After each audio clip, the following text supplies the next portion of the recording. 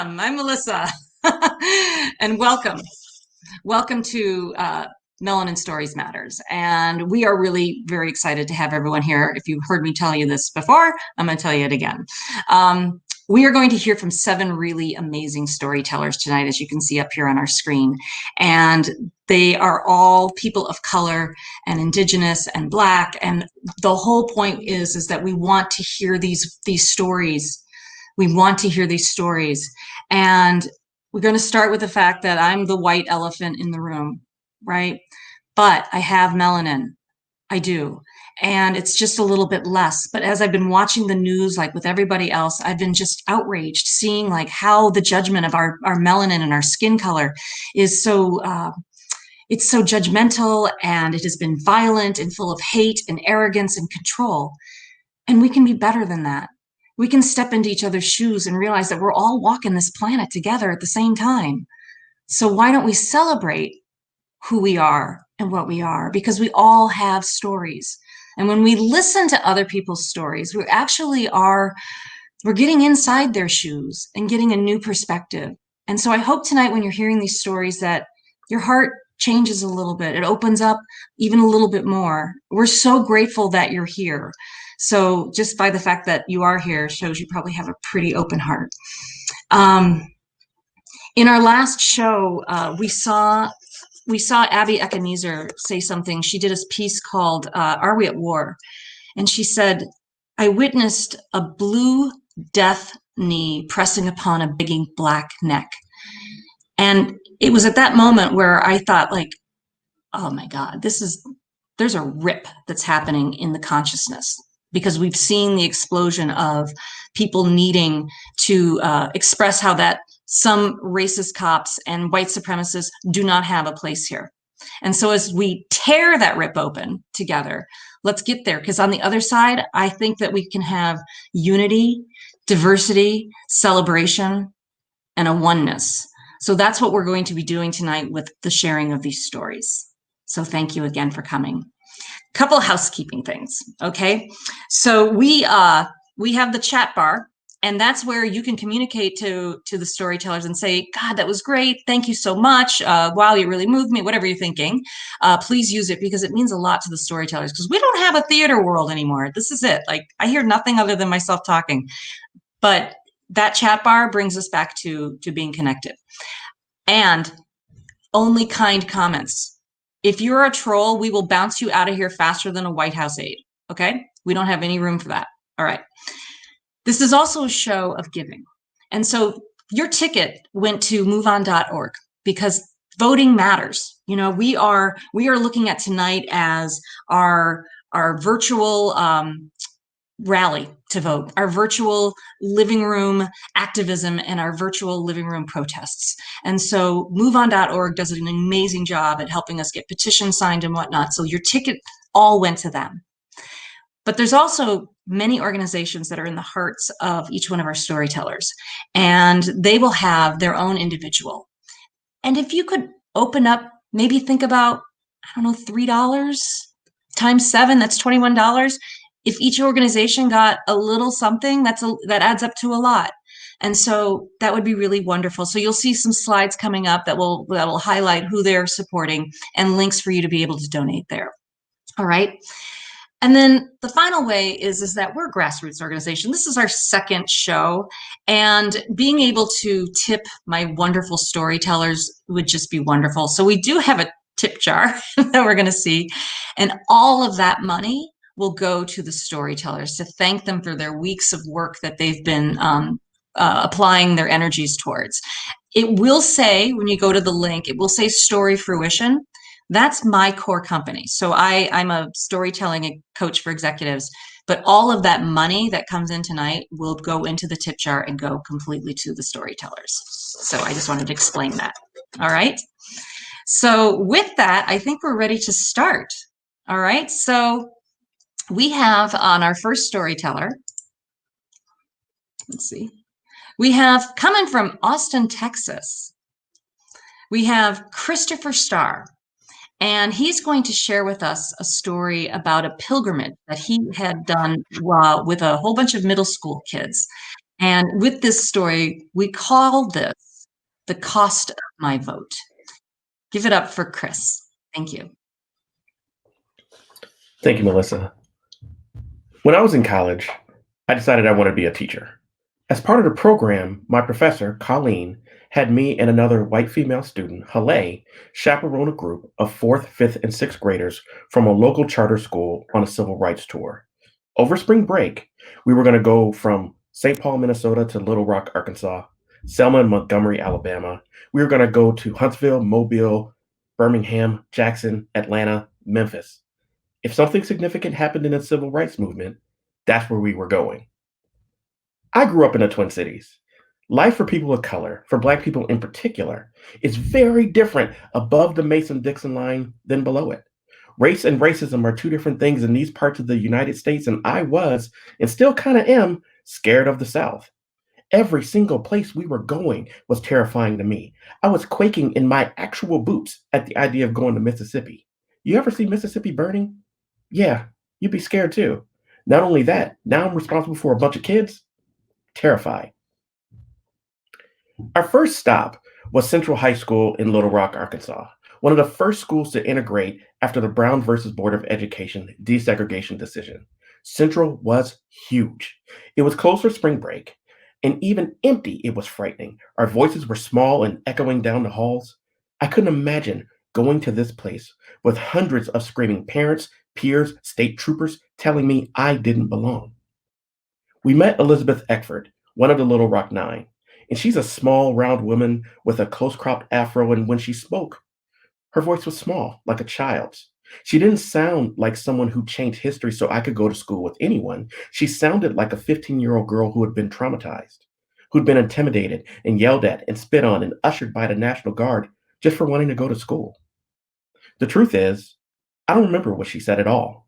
While she was talking to the kids, I was trying to imagine what it must have been like for this little woman with that little voice to walk into this big, intimidating school, knowing everyone around her didn't want her there.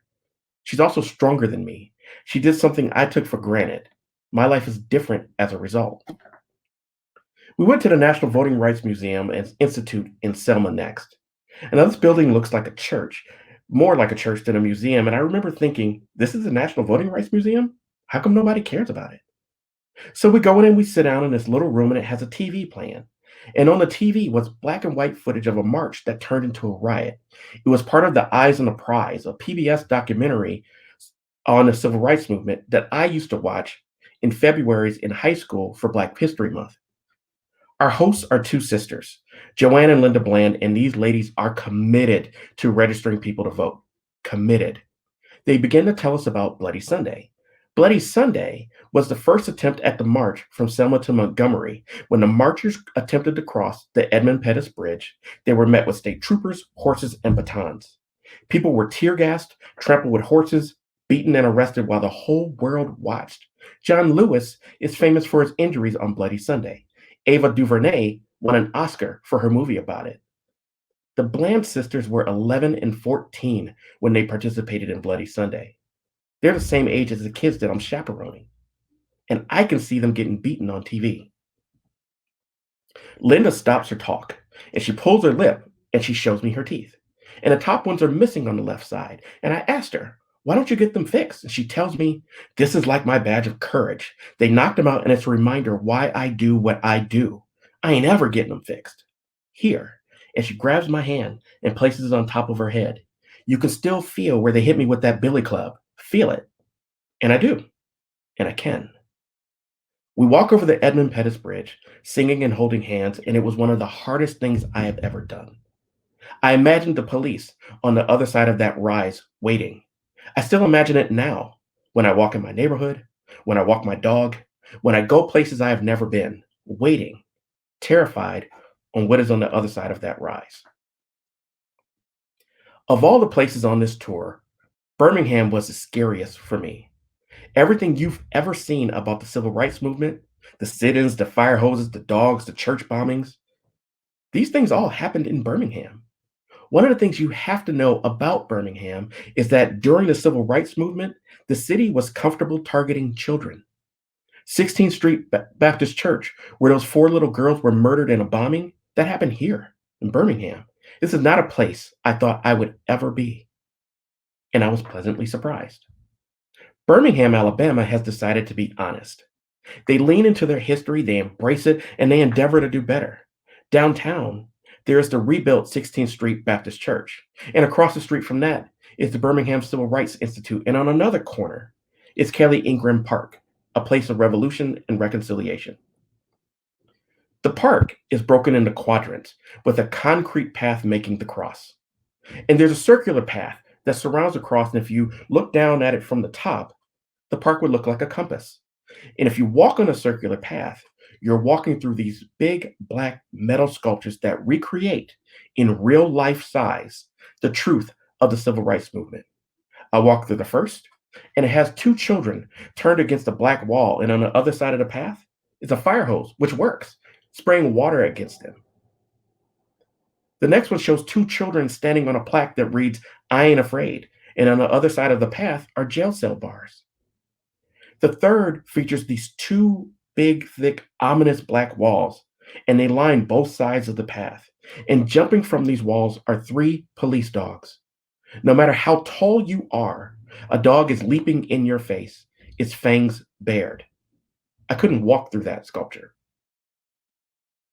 Birmingham embraced who they were, who the country was, and they've endeavored to move forward towards reconciliation, towards being a more perfect union, towards being something better than we were. And it was the first time on this trip I felt hopeful. We saw more places. We went to Huntsville and Mobile and Atlanta and Jackson and Memphis. We toured museums and memorials. We saw the gunshots in the dorms of Jackson State University, the eternal flame in Dr. King's Memorial in Atlanta, the final resting place of Medgar Evers. And I was quiet on the way home, all the way home. I vote because democracy is not a spectator sport. There is a cost for the things we stand for and the things we stand against. It costs us something, some part of our humanity to stand by and watch inequality or watch injustice. Linda Bland told me the cost of her teeth, the knot on her head, was worth what we gained in giving everyone the right to vote. Elizabeth Eckford showed us that the cost of her peace of mind, her dignity, and her childhood was worth what we gained in integrating schools. The city of Birmingham told me that the cost of reconciliation is worth the humanity that we gained as a nation. I vote because I owe them, because so many of them before me paid a price so I could. My job, my responsibility is to make good on that investment, to use my vote and my voice to make the country a better place, to make us a better people, a more perfect union. Yay! Oh, God, that was great. Oh, Chris, thank you. Thank you. Oh, you got to go first. Now you get to relax. I'm so happy. Yeah. So let me ask you. So you have 5 kids. Yes. And Yes. how have you shared this journey with them? So our family is blended, and we're also an interracial family, and so I'm very, very open about what the reality is and what the challenges really are. And so I've told this story as many times as I can to constantly drive in their heads. And now all of my kids are old enough to vote. All of them. My youngest just turned 18, and so she gets to vote this year. And so I drive in their head the importance to vote, because it's not an idea that is from so far ago, so far in history. This is very recent, and someone paid for our ability to vote. We have a responsibility to use it. That's right. That's right. That's really right. Thank you. It's true. You're also an author. So you have a series of Heaven Falls. Yes? Yes. And Yeah. I ordered my copy today. Thank you. Tell us. Thank you for that. I did. It's really good. So tell us about that, and then that you also want to work with other writers. Can you just give us a little Yes. quick? So as an author, I started writing the Heaven Falls series, and it's the story of the war in heaven, the war between the angels, the humanity's relationship with God, but it's told through the eyes of the angels themselves, and they have questions of faith, they have doubt, and they kind of learn along with us and try to find some sense of faith and some idea of what their purpose is. And so it's truly a labor of love. The first book is out. The second one, Come Hell or High Water, is going to be available on December 11th. I'm super Yay. proud of it. One of the other things that I've always wanted to do, more than just being a writer, was I wanted to be a publisher. And I believe in the power of stories, and I believe that everybody has a story that needs to be told. Stories have dignity, they have power, they connect us, they're universal. And I want to make it easier for people to get their stories out there. And so my dream is to actually stand up a publishing house. I'm practicing on myself, but my dream is to stand up a publishing house to really open the door for other people to tell their story in print and kind of do what you're doing for us. I was going to In a say way, we're very, very aligned. yeah, yeah, So we'll keep talking. we absolutely will. Okay, awesome. You did a great job. Feel Thank you so proud. much. Thank you so very much. Okay, go relax. Go Thank you. relax. Great.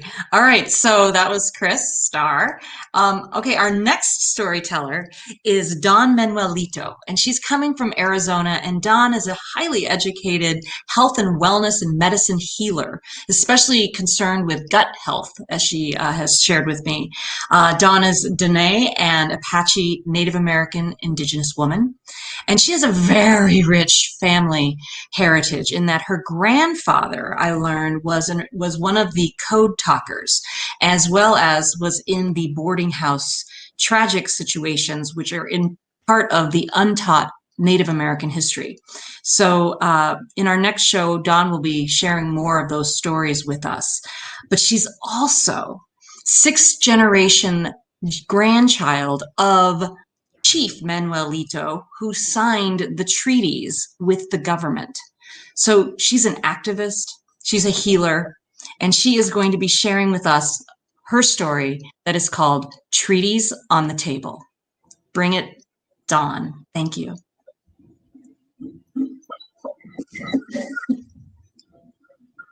In 2003, we were sitting at a poker table. I was dealing for the casino industry in that time frame.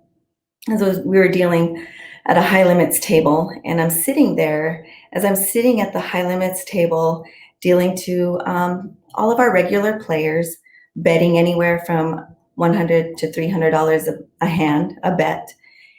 As they're playing, you know, we're providing entertainment in the Indian gaming casino. Along comes our regular player, which is, we'll call him Mr. Potato Head. Because in the back of my mind, that's kind of what I was thinking. That's what he looked like. So he sits down as we're playing and going along and everyone's playing, enjoying themselves. He's a grumpy man. He's not very happy. However, our maintenance man named Rudy comes walking along and accidentally bumps the table next to Mr. Potato Head. Mr. Potato Head, out of nowhere, you can see his true self as to what he thinks about us as Indigenous and Native people. He says, don't excuse me. He says, what is wrong with these fucking stupid Indians? I'm floored. What? In the back of my mind, I'm thinking, did he just say that? He's on our native lands, our homelands, saying derogatory comments about my people? Oh, no. You don't get to do that. I immediately stopped the table. All the other players that knew me at the time knew that it was going to go down.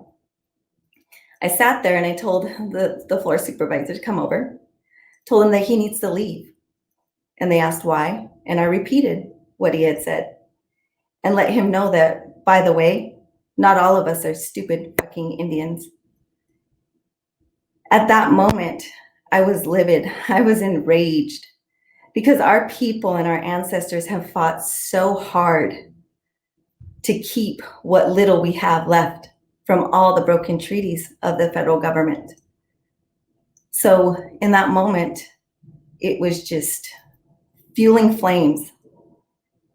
You know, ever since Christopher Columbus got lost finding India and we became Indians, our indigenous people have suffered so much. And this man comes to our lands and wants to degrade us, saying derogatory remarks. No, you don't get to do that. So Mr. Potato Head was asked to leave. He was no longer allowed in the casino until he was told he had to apologize in person and in writing, not only to myself, but the community and the gentleman that he was saying the derogatory remarks to. At that moment, it was empowering that I stood up, and I've always been somebody that stands up for our people. In that moment, it took me back to our ancestors. Chief Manuelito, whom I come from, my bloodline runs thick and pure. And as an Apache woman, these are places where we use our voice. And over the years, some don't understand that these casinos and revenue provide resources, the financial resources for our fire stations, police stations, education systems, our health systems, healthcare clinics. These resources help provide that, but it also, what people don't understand and know, is that it provides resources back to the state of Arizona. A certain percentage of, depending on what compact they agreed to with the state of Arizona, the Native American peoples will negotiate a percentage of those financial resources back to the Arizona. And what they do is, that funds their police department, their fire stations, their education system. So whatever it is that they choose, that's where it goes. But for us, as Indigenous people, this is why it's important for me to vote, for us to vote, our people, because this is where our true change comes. And this is where I seen that change several years back when I was interning in Washington. That's where our voice needs to be heard. And that's where our voice needs to be announced, not only just among our Native people, but out there to the world, to understand and really grasp what we still go through and how that still is traumatizing to our people. But taking that back now and empowering ourselves and our people and the resilience that we've had because of our ancestors and what they traveled, I am proud to say that is why I vote. And that is why our votes matter. My vote matters. Thank you. Oh, wow. Dawn, thank you. Thank you. Your heritage is just so interesting. So when it comes to DC, I know that you've been in there before. What would you specifically like to see coming out of DC right now? I would like to have a voice at the table when it comes to our Indian healthcare systems. I'm very passionate about that. I feel that there's a need for change. There's some missing links, barriers there between our healthcare providers and those that this community they serve. Mm-hmm. Yeah, because you concentrate on gut health, and it's your career, right? Yeah. It is my passion. The insides are my passion. We're all inward. I'm sorry. I teach a system from inside out. So if we understand our insides, which our Native communities have a hard time understanding, and there's not a link there, there's a missing link. So that's where I come in and provide that understanding for them. Fabulous. And your cause is a journey, another pilgrimage, if you will, of the walk to Hopi. Do you want to tell us about that? And we have a link that people can find out more information on too. So share with us a little bit more about that. Yes, I'm really, really excited about this because Waylon Pahona is, he every year for his birthday, he will address a cause. And so this year he chooses to do a walk to Hopi, which is over 230 something miles from here in the Levine area of Phoenix, which is one reservation, to his other homelands in the Hopi reservation. So he's going to do this walk, and he's raising funds because out there our water systems are contaminated. a lot of places out on the different reservations, their water systems are contaminated. So he's looking to help fund a water filtration system for his community out there. So we're really, really excited. We have links that are going on, and anything that we can help with, that's the word we're getting out. Awesome. Great. Yeah. So we'll share that information, and thank you. Oh, and don't One more. forget to follow him on YouTube and Okay. subscribe to his page. All right. Awesome. You did a great job, and you may go relax. We will be seeing you in our next show. I'll talk about that a little bit more, but thank you, Dawn. Such a pleasure. Thank you. And thank you, Allison, for introducing us. All right. So hope that you're enjoying these stories. Okay. So for our third storyteller, we have Yvette Margayan, who is also coming from Arizona. And this woman she's just genius. I mean, she has many, many advanced master's degrees. She is a woman of STEM. She is Latina and Mexican American, and she, in that kind of position, being in tech, high tech, she's found herself lonely a few times with that. And so with this story, we're going to learn a bit more about that. And we are calling her story Systemic Bias.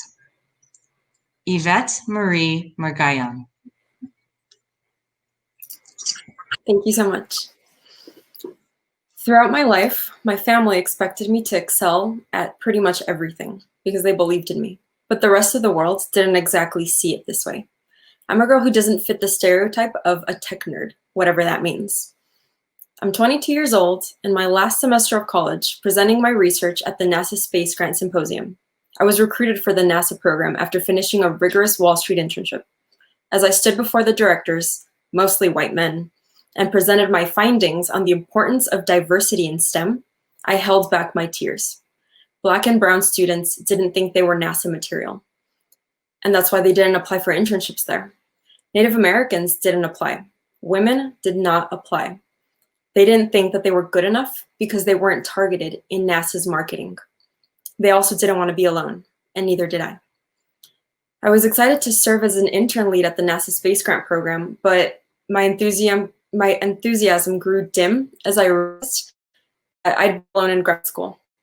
The entire experience was eye-opening. I interviewed two of the directors of the program, both women. Shawn, one of the directors, shared with me her story of being a Black female scientist and the loneliness that she faced for decades in the field. She was a trailblazer and quickly became one of my closest mentors. I was getting ready to start grad school in the tech field, and it dawned on me that I too was going to be very alone. As the days passed and my research for the Space Grant program got deeper, I second-guessed going to grad school altogether. Mona, my graduate advisor, told me that I could count on one hand how many Latinos had been through this grad program in the past 5 years, and I was the first Latina. She spent most of her career at IBM and knew what it was like to be the only Latina in the room. She told me that I needed to do this. I knew what I signed up for. I was warned. I was now 23 years old in my second semester of grad school and had just finished the most academically rigorous semester of my life. I knew that I was at a slight disadvantage going into the program. Out of 90 students, I was one of 10 Americans and the only Latina. Most of my peers were engineers from Southeast Asia. They had the upper hand. They had all of the engineering skills. This was a top program in the country, and I was reminded of this every single day. One day, our professor said someone in the class had cheated, and that person was asked to come forward. They risked getting expelled. I sat in the front row closest to the board, as always. I couldn't see the heads turning behind me, but I could feel it. I could feel the eyes looking around each other at the room. You could hear the whispers. You can hear everyone trying to guess who it was that was cheating. I couldn't help but think, poor kid, this must be really rough. Someone's actually going to get kicked out of grad school. Cheating was not tolerated. I had put so much effort into this project, and I was so frustrated to know that someone dared to cut corners and thought they could outsmart the system. A few days later, I was called to the professor's office. I thought it was because I had received the highest grade on the project, so I expected kudos and congratulations and compliments from a professor who had historically doubted me for no reason. I walked into his office and sat down. He sat up in his chair, clasped his hands together. He cleared his throat and calmly said, "Why have you not stepped forward for cheating?" I was shocked and outraged, but silent. I sat there silently. I didn't know what to say. I received the highest grade in the class on this project because I wanted to. I wanted to be that student that above and beyond, and I wanted to prove my abilities. And now I was being accused after spending over 30 grueling hours trying to solve a complex problem I'd never seen before, and I was being as resourceful and creative as I could. I withheld what I actually wanted to say and respectfully denied the accusations. "You got the highest grade. What were your methods?" he asked me with slight condescension. I could read between the lines. "How did you get your answer? Your grade is hard to believe." The problem was a programming language within a programming language. It was difficult for even the most skilled computer engineer. 12 students stepped forward to admit that they cheated. All of them were men. Again, I was outraged. How is it that one student, me of all people, was the one accused of cheating, but a dozen others stepped forward? How could there be such a lack of oversight on everyone else, but all eyes were on me? I wish I would have spoken to Mona and Chandra. They both were women in STEM. Only they could have empathized with me. This was intellectual terrorism. It was so early on in the semester, and this accusation made me want to hide from everyone. I couldn't look my teacher in the eyes anymore. I knew that from then on, all eyes were on me. If I excelled, they'd think I cheated. And if I failed, they'd assume it was because I didn't cheat that time. I know for sure, for absolute certainty, that if there were more women who looked like me in the program, only then would I have not been put in that situation. Months later, I graduated from my master's program, a semester ahead of everyone else in my class. Another professor had offered me a prestigious fellowship to work for either the CIA or the FBI. I was given the option. I declined the offer because I wanted to start my own healthcare company and become a pediatric autism therapist. I knew that I could make a bigger impact in my community by staying in Tucson than by moving to Virginia. 6 months later, I finished my second master's degree in education. I started both grad programs at the same time, finishing both in 3 semesters. I was now 24, a licensed therapist, and started a healthcare company and a tech company. People lie and cheat in politics all the time.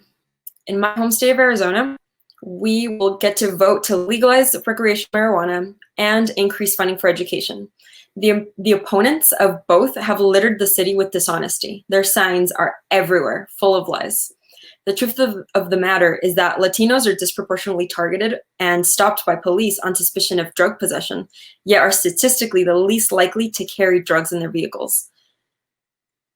More than half of the population in our community are Latino, and they're worried every day about getting stopped for no reason, because they look like a minority. Given our country's history, we all know that minorities are the most at risk when being stopped for minor traffic violations.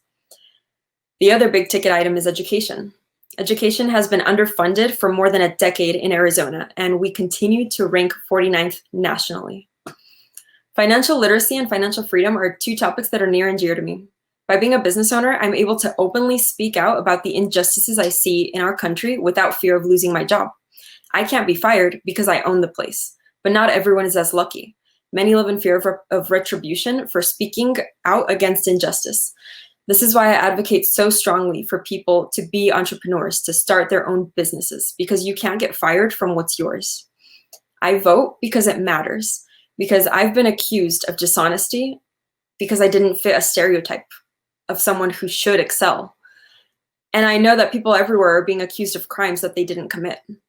I vote because there are laws on the books that criminalize poverty, that create endless cycles of poverty. I vote because Latinas have to work almost 2 years in order to earn as much as a white man earns in 1 year for doing the exact same work. 2 years compared to 1. I vote because there's over 500 kids today who are locked in cages, and now the US government can't find their parents. I vote because Americans panic at the thought of running out of toilet paper, but judge families who choose to flee from their war-torn countries. I advocate for others to vote so that they stop thinking that their vote doesn't matter, because our votes do matter. so that little girls aren't dissuaded from careers in STEM, and so that they can see people who look like them doing the things that they want to do. I advocate for women and minorities to start their own businesses, to be entrepreneurs, to speak their minds, because silence is complicity, and speaking out against the evils that we see can encourage others to speak out. Our vote is our voice.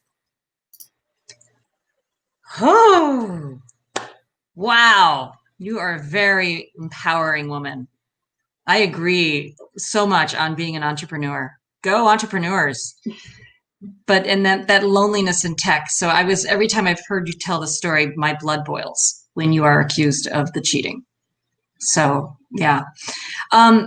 You are very supportive of the Girl Scouts of Southern Arizona. Tell us why. Yes, I actually just joined their board, and it was probably my highlight of my profession this year. It's something that I'd been hoping to do for a really long time. And one of the reasons why I really love the Girl Scouts is that two of their pillars are entrepreneurship and STEM.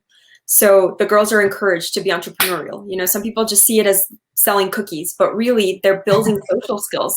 They're engaging, they're out in their community, they're learning so much, and they place a huge emphasis on STEM. And so what we've seen in various studies is that the sooner you get started with teaching girls about STEM, the more likely they're actually to go into careers. And so one of the things that I really love about the Girl Scouts is that the girls who go through the program are more likely to go to college, more likely to go after higher paying careers, because they're going after the STEM and, you know, the things that traditionally they aren't marketed. And they have higher self-esteem. So I absolutely love everything about Girl Scouts of Southern Arizona. They're killing it. And even in the pandemic where, you know, people can't meet face to face, they're still getting out there and safely, you know, accomplishing all of their goals. Wow, that's awesome. That's great. I was a Girl Scout for a little bit, but a long time ago. Like, it sounds like they've really upped their game too. So that's wonderful. Well, Yvette, you did a wonderful job. Very inspiring. Thank you. You've been a delight to work with. Likewise. Thank you. And you get to go relax. That's like the new line. Like, take a breath, support the rest of the storytellers, and thank you again. Thank you. So people out there, as you're hearing these stories, it's really normal to have stories start drumming up in your own head. And so if you think, hey, I think I could tell a story on Melanin Stories Matter, please go to our website. We have a link that says tell us your stories, and we can take a look at what you want to express. We're going to be doing several more shows in 2021, and so we would welcome talking to you and finding out what it is that you would like to share. So I wanted to just share that.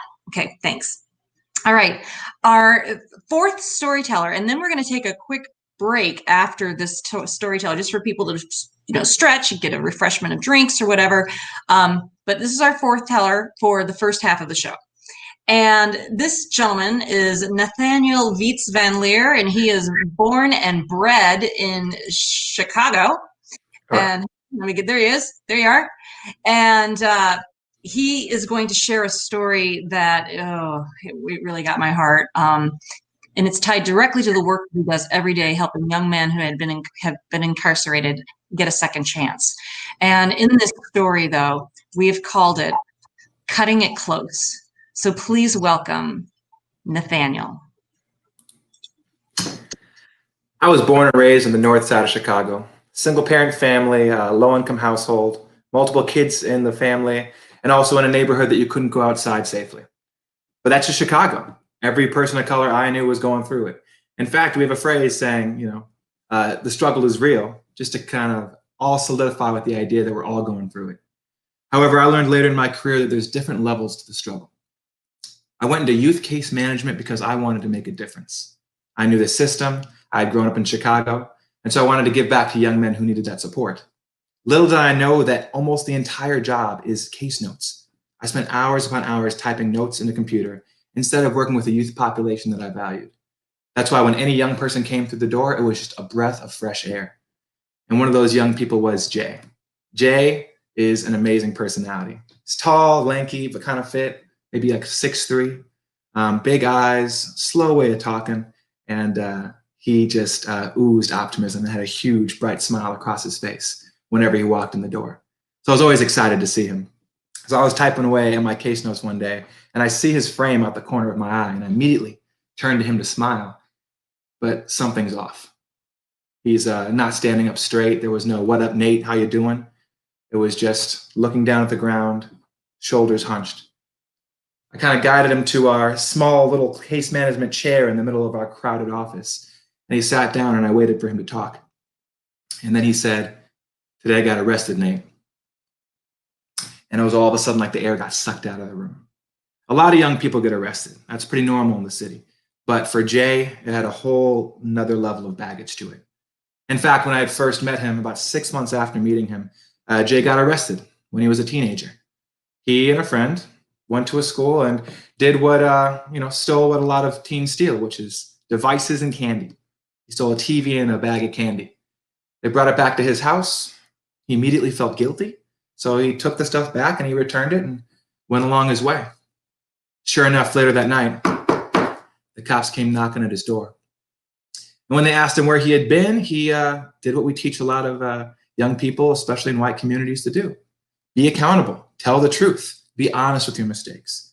"I'm so sorry, officers. I grabbed that stuff when I shouldn't have, and I felt bad about it. So, I took it back and I put it back where it belonged, and I'm real sorry. I won't do it again."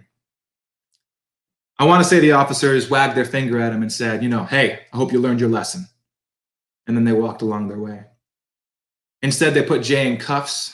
They brought him to the facility. And then they charged him with a potential sentence of 8 years in prison. 8 years. I went to every court case. I had a shoddy button-up shirt from Ross. I got a blazer from someone that I borrowed. I tried what I could with my case management salary to look as presentable as I could for this young man during each and every court proceeding every month. I went there in my suit, and he was brought in every day in handcuffs and a prison uniform. But every time he'd look over his shoulder, and he would just show that same beautiful, bright smile. You see, for him, this was normal. And for everyone else in the courtroom who had been going to these proceedings for years, supporting loved ones, this was normal. I was the only one who was horrified. Jay missed 2 Christmases, a couple birthdays, many holidays as we went through those court proceedings. Near the end of it, the public defender came running to me with a smile on his face saying, "Oh, we got a good deal. Only 2 years with time served and a felony. What a great deal." Again, I felt like I was the only one who was horrified. Jay eventually got out, and he came to the youth center, and we went right back to work. And with him, he had a crumpled list of all the things he wanted to do when he got out. And number 1 was learning how to cut hair. And he was avid about it. He was on YouTube every day in my office, watching video after video of getting the styles down and looking good. In fact, it was pretty common that I had to wake him up at the end of the night when we were closing shop with him slumped over his keyboard, fast asleep. So what we did was we scrounged up some materials, we asked some favors, we used a little bit of the unrestricted funding we had, and we scraped together a barbering supply kit for him in a small bag. When I gave him the kit, Jay put his arms around me, his huge arms, and held me and cried, which is really hard for a young Black man from the city of Chicago to do. And then he went to work. I can say I was his first customer in that tiny, cramped office. The cut wasn't great, but it made him so happy it was worth it. And then he went to work trying to do freelance cutting for folks in the community. And one day, near that day that he came into my office, he went to cut in the suburbs of Chicago, the western suburbs.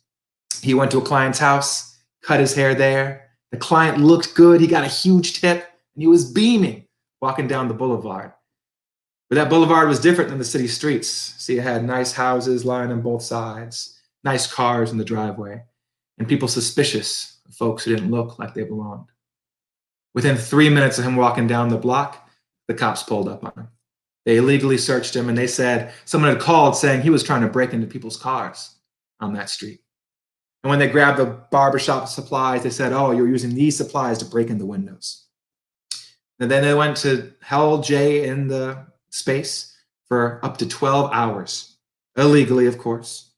The young man was on parole, though, so what chance did he have? What rights did he have? And they continued to interrogate him, asking him why he was breaking those cars, just to admit it so he can get off. Jay stood his ground and was there for that whole 12 hours. And 12 hours later, they said, yeah, you can go, with one exception. They had to keep his barbering supply kit. In the present day, when Jay told me that part of the story, I was broken. There was a pit in my stomach. The world just felt sour. But as he told that part of the story, he was smiling. And it wasn't a sarcastic smile. It wasn't a crazed smile. It was a genuine smile. So I said to him, I said, Jay, this is a horrible story. I'm so sorry this happened to you. But why are you smiling? And he finally made eye contact with me and he said, I thought I was going to die back there, Nate. I'm just so happy to be alive. I'm so happy to be alive. Jay's story and the story of a lot of the young men I worked with really taught me what it means to be Black in Chicago and Black and brown in America. I've seen dozens of young men locked up over nothing. And I've seen young men that I never get to see again because they've been locked away in a system that doesn't believe in second chances. I vote because I'm tired of a system that continues to lock away our Black and brown youth, continues to lock away our futures. It doesn't support them anyway. I vote because it's time that we ended this system and look to new options and new ways to support young people. Thank you.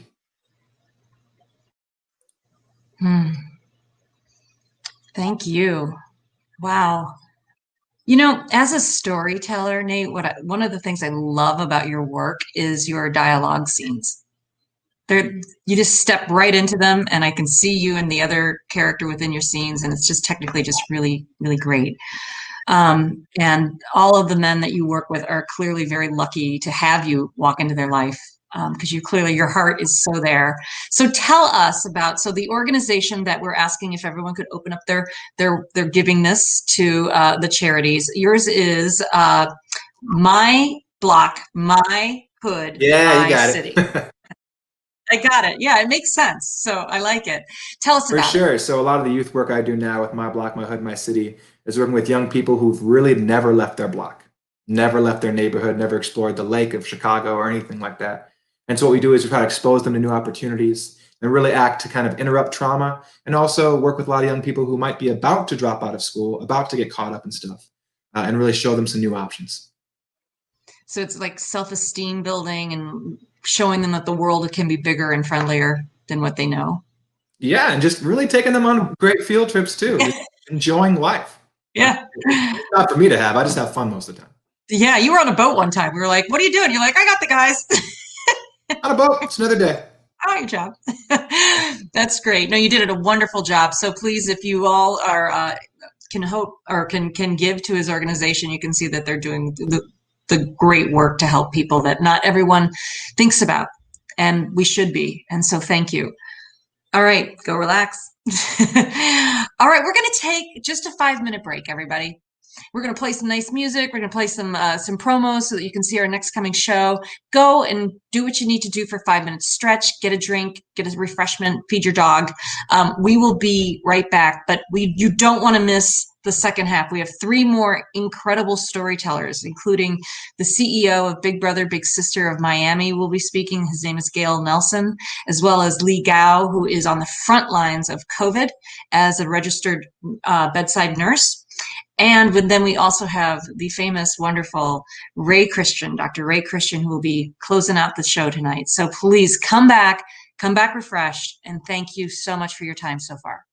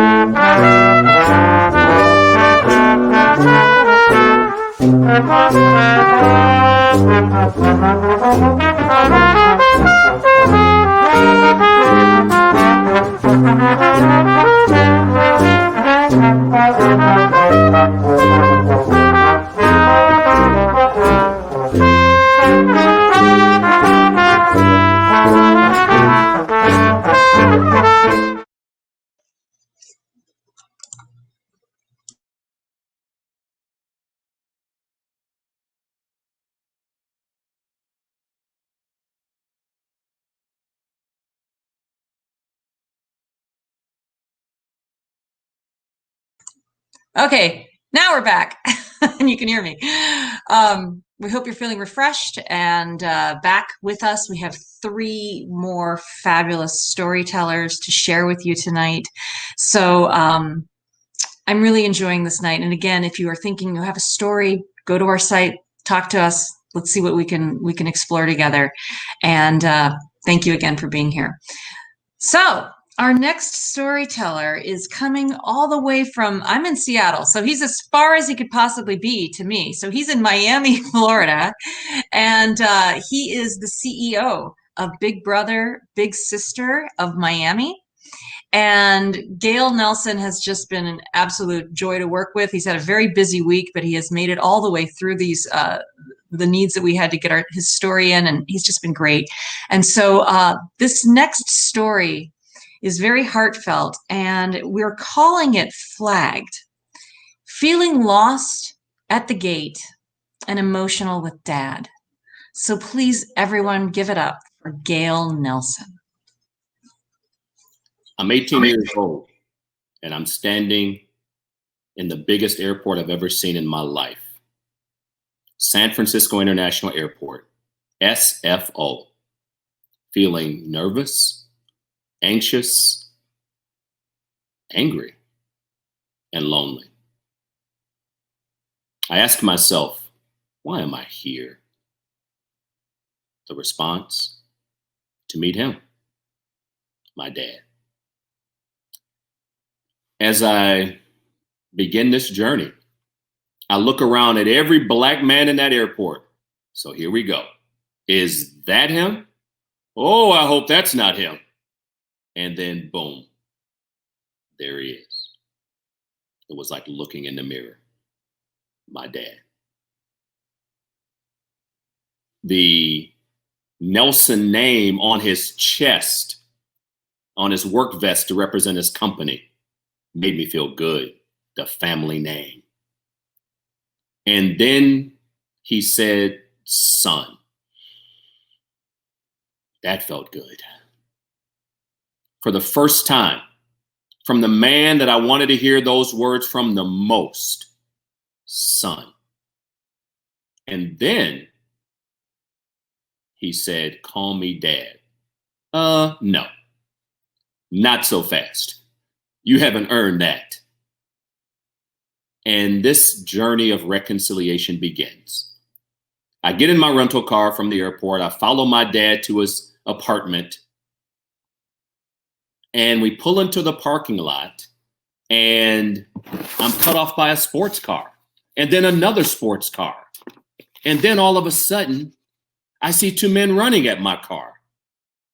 Then I see the badges. Then I see the guns. Get out of the car. Don't move. And then I see the gun and my passenger and my driver's side window pointing at my head. I had never had a gun pointed at me before in my life. Growing up in the hood, heard about it, but it never happened to me. And now here's a gun at my head with two men screaming at me. My life flashes before my eyes. I think about her, the woman who raised me, the woman who sacrificed everything for her two boys, and I'm the baby boy.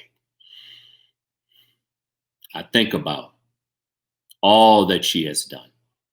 And now I die here with the man that you had to deal with his unfaithfulness, the man who broke up our family. And now this is how I die? Please don't shoot. Get out of the car. Don't move. At 18 years of age, I'm calmer than the police officers. I respond with, you told me to not to move and to get out of the car. I cannot do both. As I'm sitting there in this car, I think about my mentors, my uncles, Glenn, Daryl, Dale, and Uncle Gary, who's a law enforcement officer as well, a Los Angeles County deputy sheriff.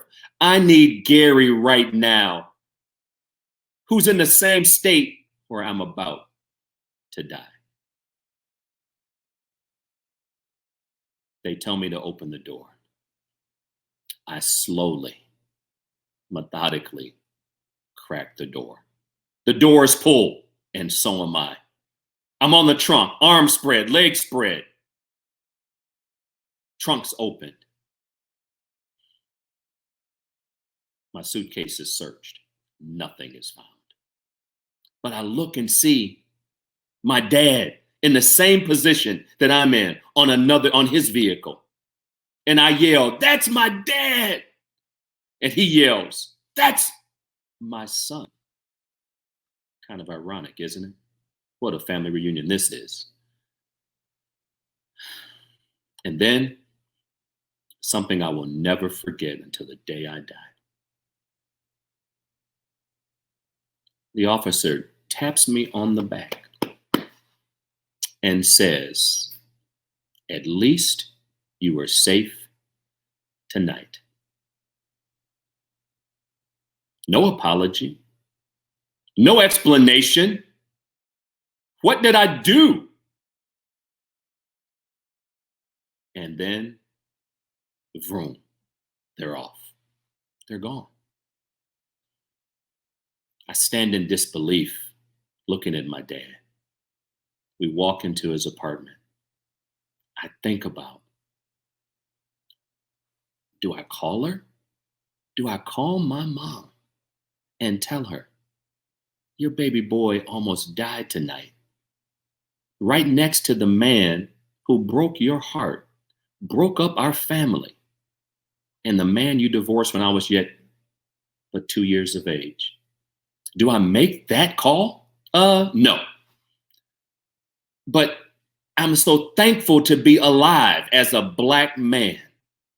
And I think about my mentors again, especially Uncle Gary, Los Angeles County Deputy Sheriff, the man who taught me how to catch a football,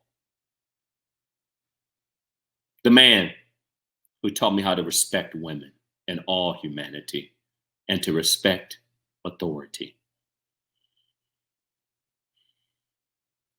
I'm now standing in front of the casket, enveloped with the flag. I look around to my left and to my right, and as far as the eye can see, I see law enforcement from every single division in Southern California. On the hill of the cemetery, there are horses lined up one by one. Every horse is manned, mounted with the patrol, except one that stood in the middle, my Uncle Gary's horse. My Uncle Gary's horse. The flag is folded slowly, methodically, deliberately, and it's handed to my mother, who later hands the flag to me.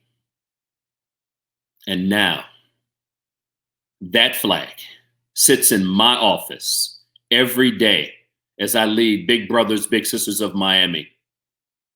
That flag is a daily reminder of what Uncle Gary taught me: mutual trust and respect. And now I choose to be a part of the solution. I now partner with law enforcement to build mentoring relationships based on mutual trust and respect. I choose to be a part of the solution so that no child ever, no adult ever goes through what I had to endure with the racist acts of these police officers. I ask you now to be a part of the solution. Vote, because it matters. Let's go.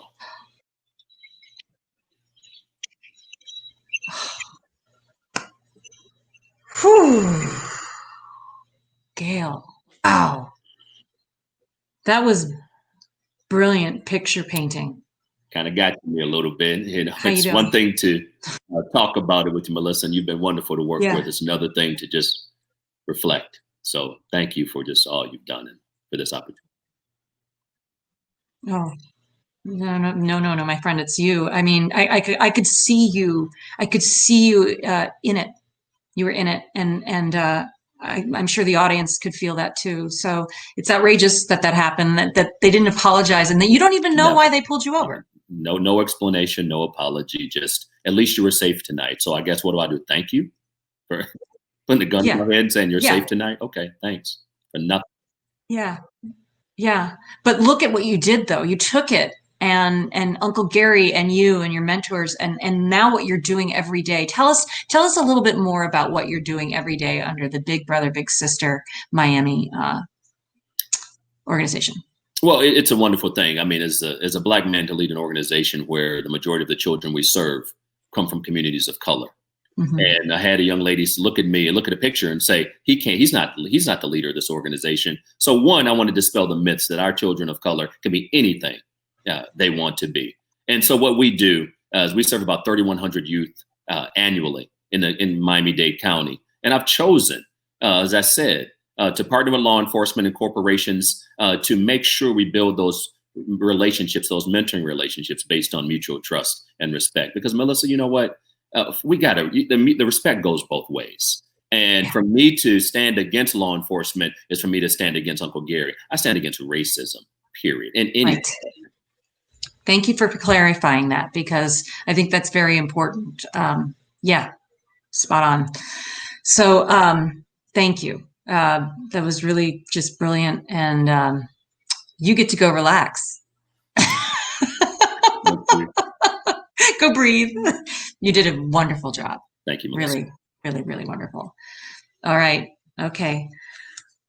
Whew, I've heard that story a few times, and every time he tells it, it just gets more intense. It's just amazing. Okay.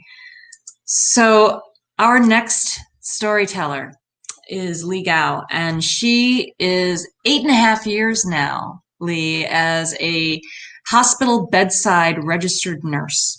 And she is in a current hotbed of COVID.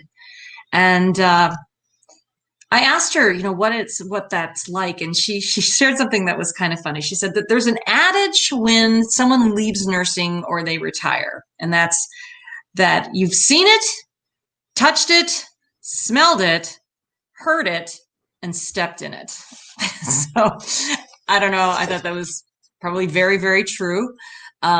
But she's working extremely hard every single day with thousands of healthcare workers as they battle firsthand the COVID-19 pandemic, amongst all the other things that just happen on a daily basis in healthcare. So in this story, she's going to be using a little bit of a different format with spoken word, which I'm excited to bring that to the Melanin Stories Matters program. So please, if everyone could please welcome Lee. And she's dressed for work here. She calls this story, The Count.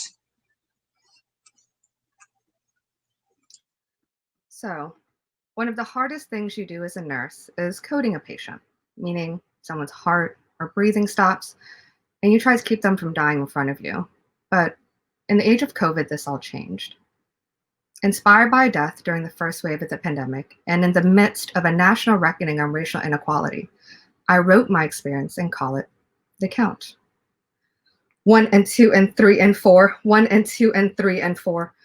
The count you do in your head as you do chest compressions in someone's heart in an attempt to restart it. I felt his heart under my hands as I tried to get it to pump again on its own. I felt the bed move with me on it, still pumping, as they made way for someone to place the tube. I felt his lungs inflate as the tube went in and gave him air from a bag, as I kept pumping his heart. I felt the ribs give way as they broke under my weight, and I felt his life stop, his energy dissipate as we stopped, when he could no longer fight and we could not revive him. I felt my heart break again as I watched my colleagues mourn their patient, unable to hug or console them properly because a virus took that ability and 6 feet away from us.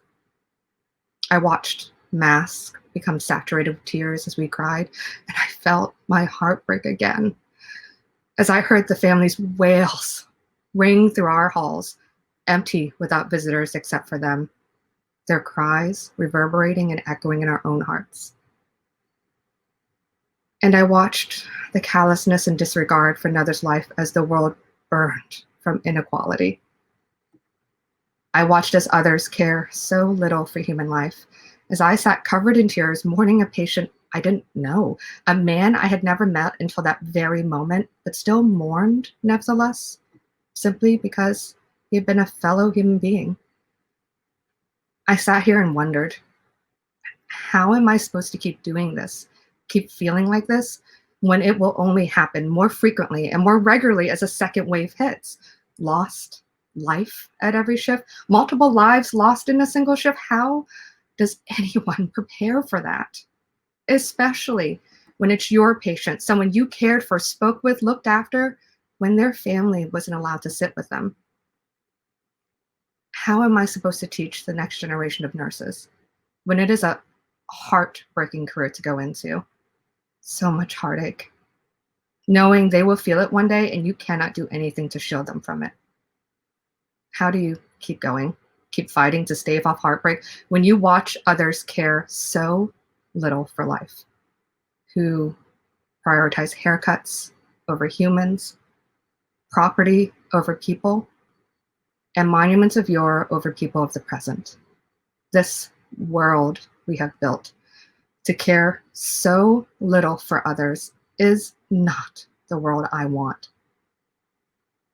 So I sit here, face covered in dried salt, and keep counting, keep focusing, hoping the defibrillator shock happening to this country takes hold this time and restarts this place with a better and actual beating heart. Until then, I will keep counting. 1 and 2 and 3 and 4, 1 and 2 and 3 and 4. Most codes take less than 25 minutes, but it honestly feels like I've been in another code throughout the pandemic. I look back over the last 7 months, back to the beginning when knowledge of this virus began to spread across the world like a darkening storm cloud. Everyone is blanketed by it. The bustling world fell into an unnatural hush.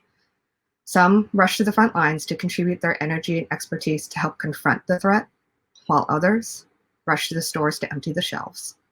1 and 2 and 3 and 4. I watch, along with my fellow healthcare workers, as science becomes politicized.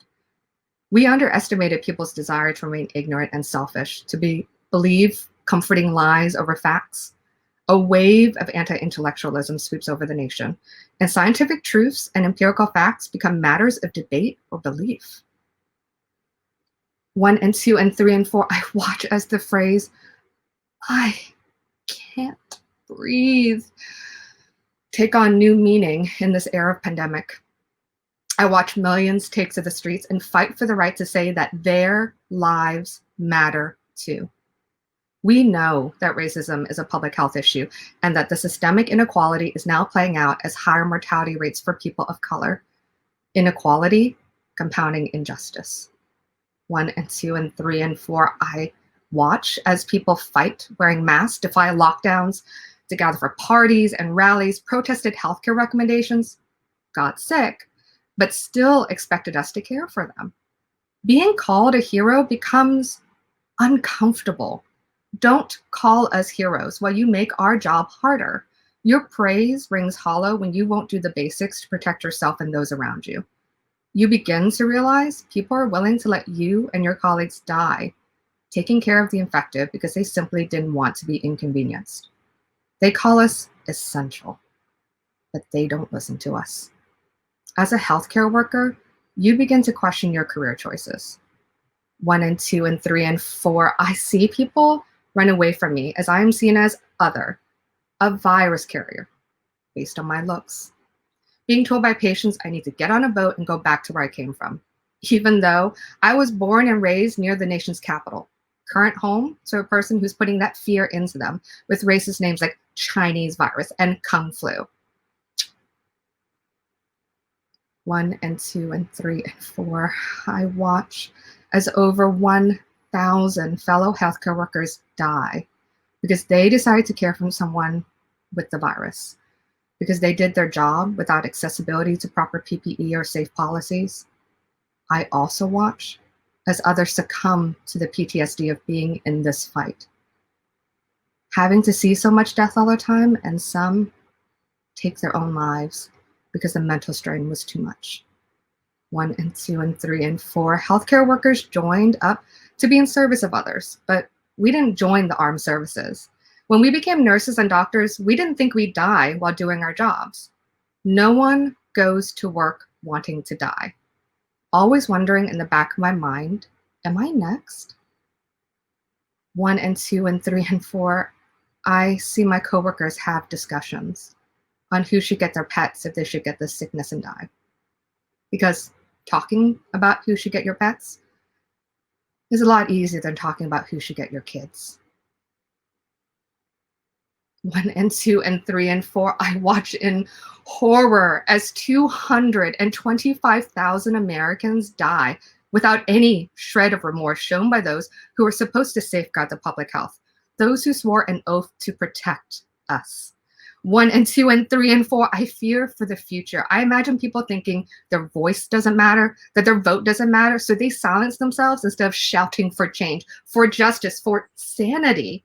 1 and 2 and 3 and 4, I see people thinking one more vote couldn't make a difference. See that belief replicated thousands of times over so that the tide could not be turned. 1 and 2 and 3 and 4, stop compressions. Let's call it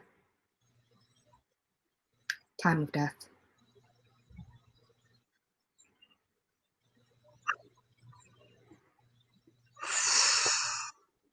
Oh. Goosebumps. They are flying up and down my body. That was an amazing delivery of your story, it's just packed with so many incredible thoughts. It's just poetic. It's genius. And I love the way that you deliver it. So thank you. And also thank you and all of your colleagues. I mean, look at the picture. That's her. There's no casual Friday where she's working. That's how she gets to work. Yeah. So let me ask you, we're about to hit another wave. Yeah. How are you guys preparing for it? It's honestly batten down the hatches. We're in our third surge, but the second wave is barreling towards us, and we are very aware of that. We can see all the signs. It's coming this winter. Honestly, we need people to start taking this seriously, and not everyone. Just we need, people to stop thinking it's a hoax, to wear masks, to social distance when possible, and stop acting like the pandemic is not happening. Right.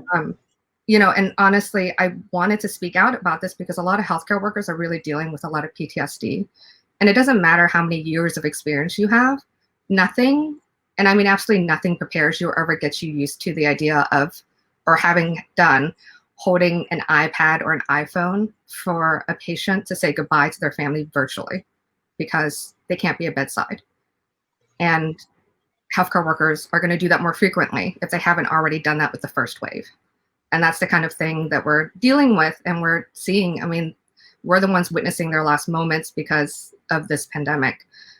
So I want people to vote, and I'm voting because we need strong leadership that actually believes in science and doesn't downplay this anymore, and stops thinking of healthcare workers as expendable, because we're not an unlimited resource. And I know a lot of nurses and doctors and other healthcare workers who are just burning out, and we'll get to that point where we just won't have enough people to take care of all those who are sick. So let me ask you this, and this one's on the fly, but when President Trump came out of Roger Reed Hospital and he had been, given treatments that no one had seen, and then he walked up and took his mask off. It was the most disrespectful thing. One of the most disrespectful acts, because everything he did, he didn't understand the privilege he was in. The stuff that he had access to is not something that the average American has access to. You don't have an ICU that's 10 feet away from you when you come to the hospital. You don't get, special access to experimental treatment that only 10 other people had gotten access to outside of the experiment. And even his joyride, our patients are in a room by themselves. They are isolated. The only people they see are us gowned up. You don't see you don't see a face. And, him taking a joyride for a publicity stunt and putting all these people in danger when he was very much actively with it. It was just so disappointing. And I think the hope was he would learn a lesson, but he didn't. And instead he just kind of mocked the whole process. And it was really sad. Yeah. and damaging, just damaging to the Yeah. cause of anything that we've done. Your cause, it's a pretty good one, everyone. Hope you got your credit card. Coronavirus Response Fund for Nurses. Yes. Hell yes. And do you want to share anything more about that other than wear your masks? Yes, please. Okay, so I just want to definitely wear your mask. I can't. Wear your masks. Wear your mask. Please listen to the experts, actual experts, not hoax peddlers. Please listen to the science. I don't know how else to like emphasize people should listen to people who are actually experts in this field. But the charity I'm supporting helps support the mental health of nurses, along with providing the latest science-based information about the pandemic to help for their safety, and helps drive the national advocacy focused on nurses and patients.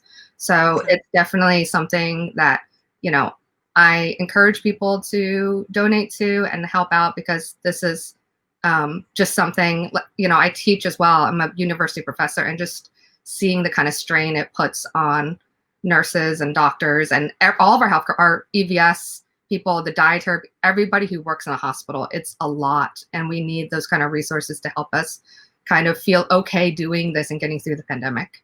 Yeah, definitely. Well, apparently there's a lot of questions coming into chat headed your way. And I just want to say this. So we have one more amazing storyteller. And then afterwards, we're going to bring the cast back. And that is exactly when these stories or these questions can be addressed to our panelists of storytellers. So hang tight. We're paying attention that you're asking. Lee, I think you made people think a lot differently tonight. I hope so. I think I don't even doubt it. You did an amazing, amazing job. And I thank you. Thank you. Go relax. Yes, yeah. Okay. All right. So our final storyteller. I'm like, I want more of them, all of them. Our final storyteller is coming from North Carolina. And Dr. Ray Christian. He has graced many, many stages of storytelling. He's won several competitions with The Moth. He's been on The Risk. And he has one of my favorite podcasts now that's called What's Ray Saying? And he knows he's sick of hearing me tell him about it because I've run out of episodes, so I need more. But he's rich with Black history knowledge, and just listening to him, you always walk away smarter, because we're not taught these things in school. And he really gives a depth to it. And quite honestly, Morgan Freeman's voice doesn't have a thing on Dr. Ray. I had to do it. So this story is just spellbinding as well. And he's going to share a story about his time in the rural sides of Mississippi. And we're going to call this story Driving into the Past. Take it away, Dr. Ray. Thanks. We were taught in the Army in land navigation, when you're not where you want to be, but you know where you are, you're misoriented. When you're not where you want to be and you don't know where you are, then you're lost. So here I am.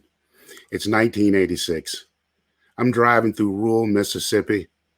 I'm a sergeant in the Army. Actually, I'm a drill sergeant in the Army, heading on temporary duty, driving through the back country, looking at all the good scenery, listening to Cameo on the radio, driving my brand new Buick Century.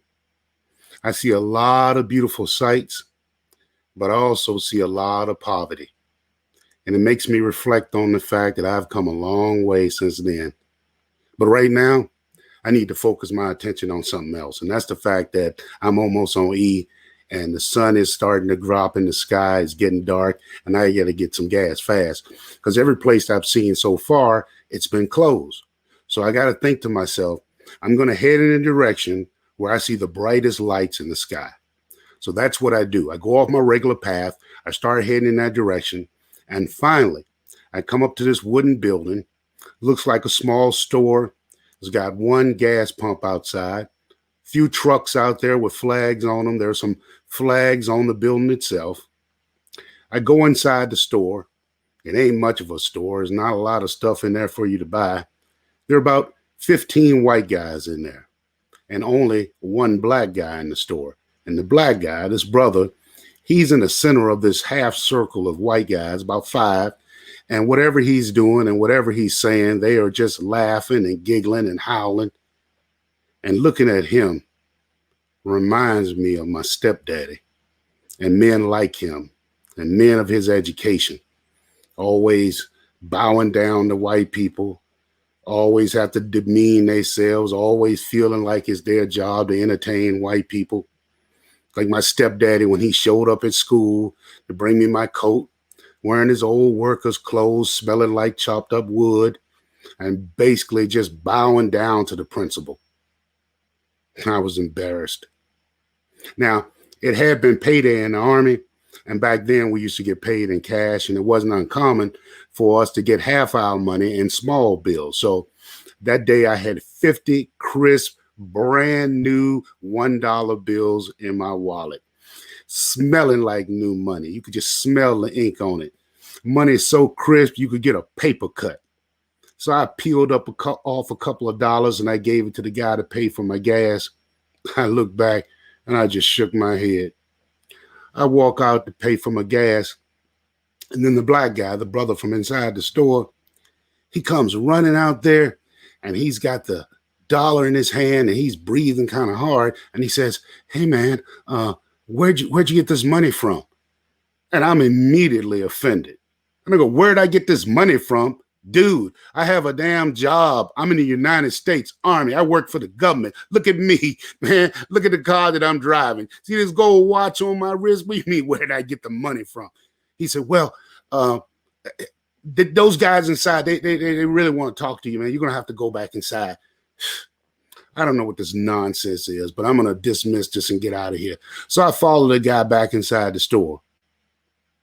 Now it looks like it's about 25 white guys inside the store and even more flags on the wall.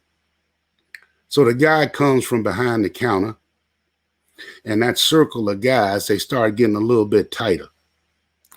And he pulls out that $1 bill and he starts looking at it back and forth. And he says to me, "Where'd you get that dollar from?" Same stupid question. I say to him basically what I said to the other guy. "Look, man, I have a job. I'm in the United States Army, middle class guy. Look at me. You see the car there I'm driving? You know," I said, "Anyway, man, anybody knows that if you have new money and you working near gas, the ink will smudge off like that. Come on. Besides, why in the hell would I counterfeit a $1 bill? It would have been just as easy for me to counterfeit a $100 bill." I turned my back on him and I went on to the bathroom. The brother, he walks in the bathroom behind me. I look at him dismissively, wondering what he wants. He says, "Hey man, I don't know where you from, but you here now." And he walks out. I'm thinking to myself, what's this dude talking about? And then suddenly it hits me. I know that tone. I've heard that tone before. That's the tone my stepdaddy had in his voice. That's the tone that means, "Black man, your ass is in a lot of trouble." Now when I walk outside, there are a whole bunch of Confederate flags on the wall. There are about 50 white guys in the place, and they're looking angry. And the brother, he don't look like a buffoon no more. Now he just looked like a black man trying to survive. He looked like my stepdaddy. He looked like me.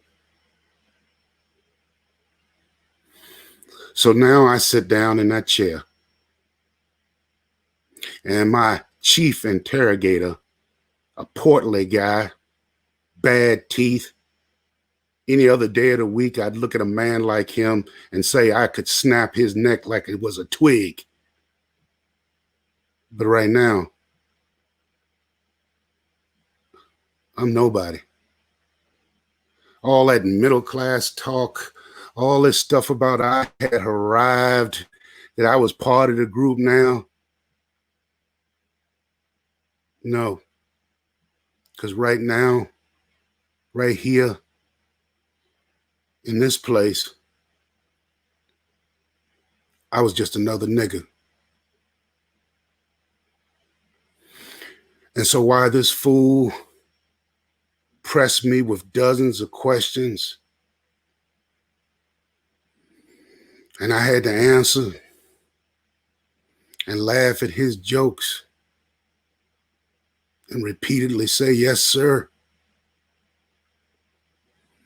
It killed me inside. And this continued for hours, because I knew in this place they could do any damn thing they wanted to me. And then I wanted to go home alive. And when my self-imposed interrogator decided he became bored of me, he allowed me to leave the store. I walked in as Kunta Kinte. I was leaving as Toby. And I went outside and I sat in my car and I realized I was misoriented. I was lost. And why is it important to vote? Because I shouldn't. You shouldn't. We shouldn't. Never become complacent. Thank you.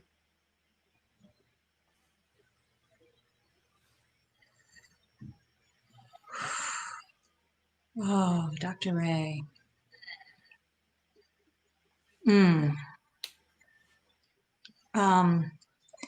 Yeah, I'm sorry that happened to you. Yeah, but maybe it was a good thing it happened to me. Hey, you need to be reminded occasionally. It's easy for those of us who are would be called people of colors or minorities who reach the middle class or find ourselves evolving socially to forget until things happen to us. And we're probably the first ones to go, why me? Why not you? Since I have lived in this county of Watauga County, I have probably been stopped by every law enforcement agency in the state probably 30 or 40 times, regularly and routinely. I live in a place where the Black population is less than 1%. And I find myself always in these positions where I need to remember. And I haven't forgot. That was a long time ago. But every once in a while, those of us who think we are members of the club need these reminders so that we don't become complacent and lose our sense of empathy for others. Well, that story, I mean, that is a story that I hope that we're just going to replay that story. And because it's one, and it's interesting because all of the stories of the gentleman tonight, it was similar. It was, the march, and then, Gail also got pulled over unfairly. The Jay from Nate's story, and yourself, just pulled over just because of your skin color. My brothers, yeah. Yeah. So that's why we're doing this storytelling show, is because we need to hear these things to go, what the hell? And you're an incredible human being. So I won't talk about your podcast, but will you? What's Ray saying? The podcast? It uses history, Black history, storytelling, personal narrative, to speak about the Black experience from a unique perspective, and that unique perspective is mine. 25 years of teaching, 3 graduate degrees, having grown up in a ghetto, escaped to the army, life in academics. Yeah, that's my perspective. I answer questions that I hear from my loving white friends. Maybe when I was younger in life that I couldn't answer at that time, but I incorporate questions like, why do Black people look the way they do? Why do they have those naming practices? You name it, I deal with that in the podcast. And leadership within the Black culture all the way back to the slave times. Yeah, you guys, it's an amazing podcast. Like, just go on a walk and just listen to it. And I love the music you picked too. It's soothing as well. Yeah. So you did an amazing job. And thank you. Thank you. You're going to come back in a few minutes, but go relax for a second. Get that man a drink. All right.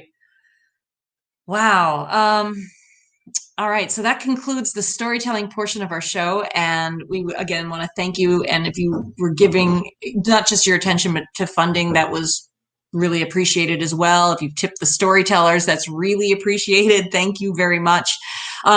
So next month we have another show, and it will be honoring Native American history, and we will be calling the show Indigenous Peoples Day, because to us, Thanksgiving seems to be about turkeys and Black Friday, when it is not indeed at all about that. And you'll be seeing Don Manuelito, and I'm sure Christina Diaz will be contributing to the show. So we are excited to have you back. I want to take a minute and thank some people specifically that were behind the scenes. And that would be, there's our show. Oops, there we go. Sorry, didn't know I had the deck there. Okay, that show, November 21st, write it down. We're calling for storytellers. But sponsors, Story Fruition, yeah, that's me. I'm the producer of the show. I do executive coaching, but really I want to talk about BJG Consulting, and that would be Dr. Brianna Grantham, who has been flying and landing and changing parts in an airplane tonight, technically, as well as Christina Diaz. And the two of them, all of the marketing, all the branding, all of the social that you've been seeing on this show is because of those two brilliant, passionate, compassionate minds. And I am so blessed that I work with you both. You're just amazing. So I just wanted to throw out those kudos. So thank you. Thank you for your participation. And it would be very nice to bring back the cast. Bring back the cast. Let's bring back the cast. And and vote. Let me just, before we bring them back, but I'm just going to keep pontificating. Vote. Like, make sure, if you know people who are still on the fence, pull them aside and talk to them now. Like, the decisions need to be made. If you know elderly that are having a hard time getting to voting, please help them. Vote carefully, confidently. Don't get intimidated. Vote officially in the right spots that we talked about. And remember, a non-vote is complicity. And as Ray just said, complacency. So we want to definitely get the vote out. They are pouring in. We're seeing really, in Washington alone, 2 weeks out before the election, we had 260,000 votes in the 2016 election. Same time period now, we have 860,000 votes in from the state of Washington. So people are streamlining into those voting boxes. So that's a good sign. Now let's bring back the cast. There they are. Yay! Okay. Congratulations. You should be very proud of the work that you did. Yes, yes, yes. And so if there's questions that are coming out there from the audience, or if you guys just want to decompress together and talk, please do. You should. High five each other.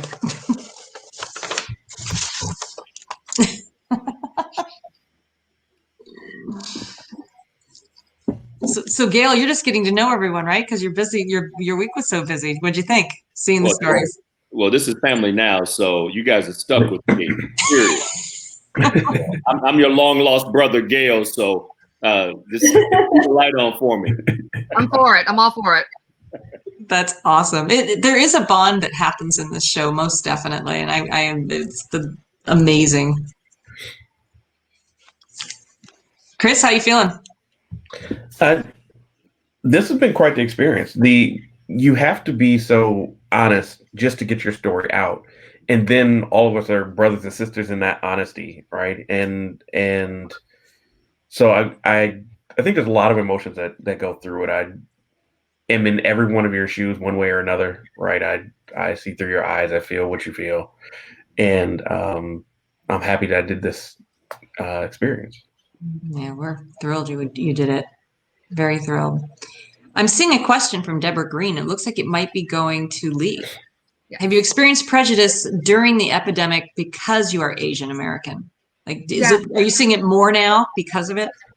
It's always been there. It's not to say that I didn't have, experiences where people called me derogatory names or told me to get the hell out of the room, or I had a patient who literally I'd taken care of for 8 hours, had no issue with me, and then all of a sudden just started saying, like, I can't understand anything you're saying. You sound like ding, ding, ding, like whatever mocking sounds people make when they. Yes. And I told that patient they were racist, and I walked out. And I wasn't like, I was just very straightforward with them and honest and said, that's racist of you to say. I will come back when we can have a conversation together where we have mutual respect for one another, but that is not right now. So I walked out, and it was compounded by the fact that at the time, these people I'm not working with them anymore, but my managers at the time had said that I needed to learn how to deal with racist patients. So I wasn't supported by the managers either, at which point I said, nope, it's not part of my contract. I've never signed a contract that said that this was part of my job. So I've always been very outspoken about those sort of issues that nurses deal with. We're actually the #1 most assaulted field in America. A lot of people don't realize that. About 75% of reports of assault are specifically healthcare worker related. So it's one of my soapbox things I teach to my students when I'm lecturing with them. But there has been definitely an increase. Actually, there was an increase with the new administration, and then it got worse with the pandemic. So it was kind of like this buildup. So people were much more open about saying things. And then it just got worse with the pandemic. So it's just like been a building. But I've definitely dealt with it like the entirety of my life ever since I was a kid. So it just, I can see it's very obvious as to reasons why. That is just so maddening. And especially when he does say Kung Flu. And I know that stings so hard, and it's just so insensitive. Yeah, and it's one of those, like, we're literally here, we're the defense against you and this virus. And we're putting our lives on the line to care for people who can't care for themselves right now. And to then be met with those kind of words with someone who's trying to take care of you and help you in your most vulnerable state is just like what did I get into? Well, it's biting the hand that feeds you, right? Like, it's ridiculous. Yeah. So, okay. Thank you for sharing that with us. The next question is from Doris Hughes Green. I know Doris. She's from Mississippi. She wants to bond with you, Ray. Yeah, Where are you from? I saw that. I'm not actually from Mississippi. I was driving through Mississippi, headed to Biloxi. Oh, so I wasn't a native. You just broke Doris's heart. My heart's broken too. I want to bond with people. Okay. We can still be friends though. Right. I was taught M-I, crooked letter, I, crooked letter, I, humpback, I. That's how you learn to spell it. Oh my God. Cool. I think reflecting on the last question too, I just to throw in, I work for an organization that does a lot of anti-racism trainings as well. Mm-hmm. And yeah, with the new administration, actually there was such an insane influx in schools, especially high schools, of like racist behavior that there was like more incidences than we as staff could even handle. Really? And that was immediate, like once the fall hit. So I can only imagine that, like, yeah, demographics are just being ravaged right now. Mm-hmm.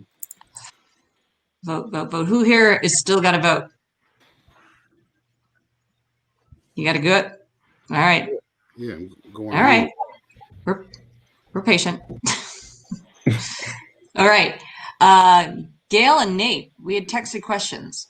When did you decide to go to the route that ultimately led you to Big Brother, Big Sisters Miami, and My Block, My Hood, My City? Nate, you want me to jump in first? Sure, go for it.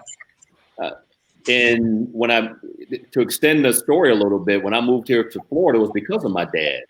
He was a contractor. You saw that Nelson on his chest. And it was after Hurricane Andrew. So the gale force winds of Hurricane Andrew brought me to South Florida. And for 12 years, I ran a school for juvenile delinquent boys, ages 13 to 18, and mostly young brothers, and 90+%. And it broke my heart. We ran a fine-tuned machine. These boys got their GEDs, they graduated, went on to college, military, whole 9 yards. But the prerequisite was they had to be arrested to come to me. So I said, I need to go into the prevention, take the prevention route. And that's what led me to Big Brothers, Big Sisters. And that's why we keep kids. We do our best to not only work with young men who have a record, but to also get them mentors early enough in life so they can prevent and avoid the juvenile justice system. Amazing. Yeah, that's pretty crazy. My story is very similar, with a little bit of a twist. I mean, I now do a lot of preventative work as well. I'm trying to target young 17, 16-year-old folks before they drop out of high school, before they get caught up in the law, and really expose them to new opportunities.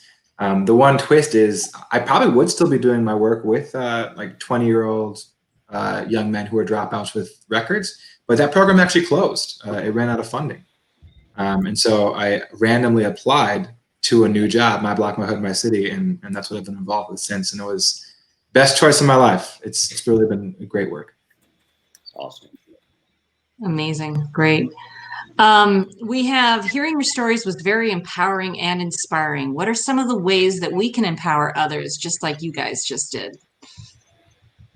Don or Yvette, we haven't heard from you. Do either one of you have a thought on that? The power of storytelling. What do you think? Especially in Native American culture. Right, Don? Right. For Native Americans, we're actually oral storytellers anyway. So Right. that's how we share, and we teach generationally. So when we're telling our stories, whether it's our background of who we are, where we come from, through our ancestors and through our creation stories, it helps people understand a little bit more of who we are, where we come from. So storytelling is actually our way of inspiring and helping others to remind them of who we are and where we come from. How was this experience for you working on this? It's been amazing. It really has, because to tell our stories to others other than Native and Indigenous people, it helps them understand us better. Because, even though we're Native and Indigenous, we're not all of the same tribe, which a lot of people think we are, and we're not. Mm-hmm. I'm really looking forward to the next show with you. So thank you. You can't get rid of me. You cannot get rid of me. It's Allison's fault. Yvette, do you have some say? I want to give everyone chances to share on the power of storytelling. I think it's human nature for us to, by default, arbitrarily say no. So a really easy way to empower people is to say, why not? Yes. If someone else could do it, you can do it. And it's it just as you mentioned in the Native American community, in the Latino community, there's a huge amount of skepticism about everything. And so when you're going to do anything that's slightly deviating from the norm, you'll get eye rolls and you'll get, gasps and just, automatic,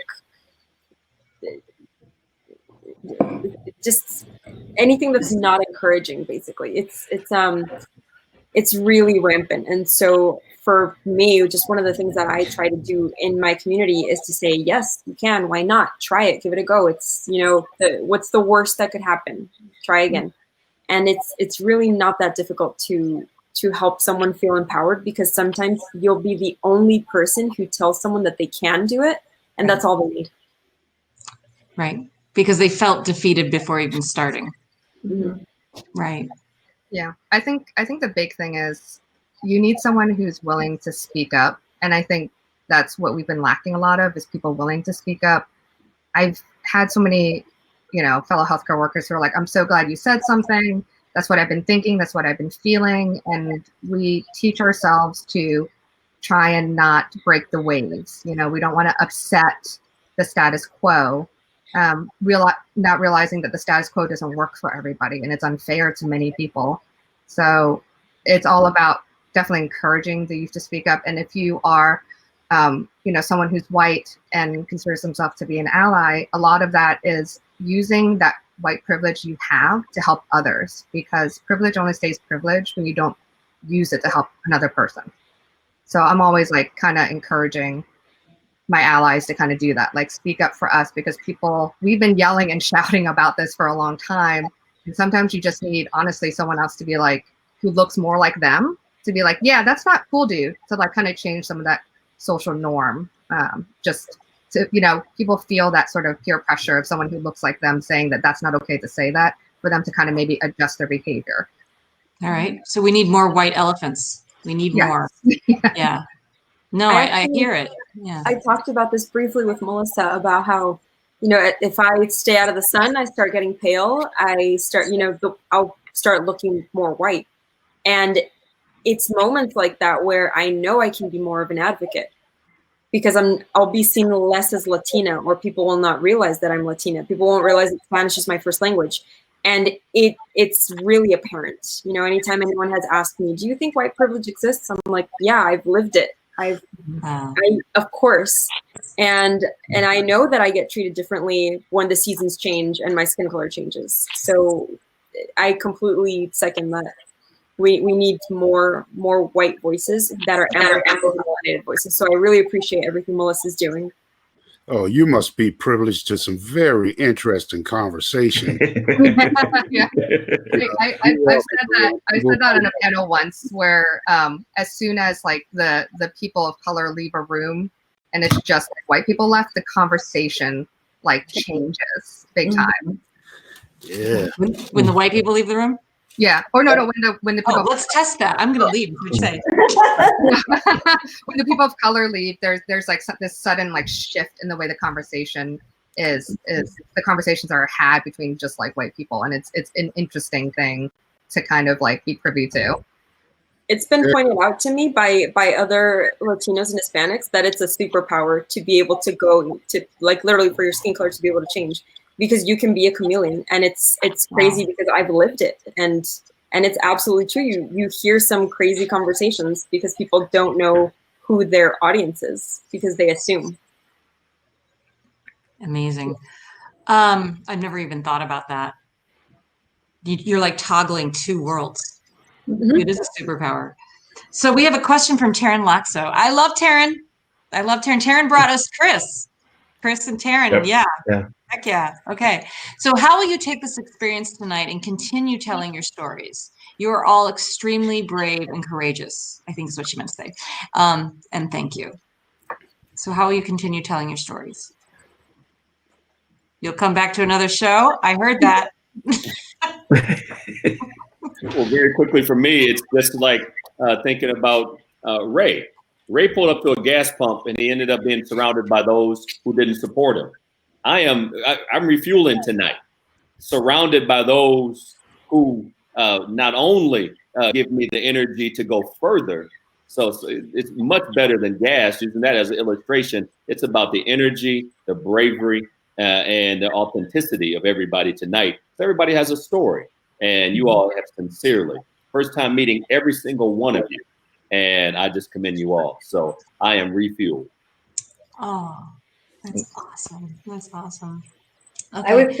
I would have to say the same thing, Melissa, is that just continue to share and help others, because there are so many people out there that don't know our stories, and as you'll see next month, what we have coming to the table, and so much of our communities, we have so many stories that are unheard out there that so many people don't know and realize that we're going through. Yes, exactly. My teacher told me. History book of truth. Yes. That was from Dawn. She's like, you need to get this. And I went and got it. And so I think, sharing those kinds of stories and experiences with non-natives to really give them the understanding of what it is that we go through still to this day. And there, we do segments on identity, and also we're still here. We weren't eliminated. We weren't killed off.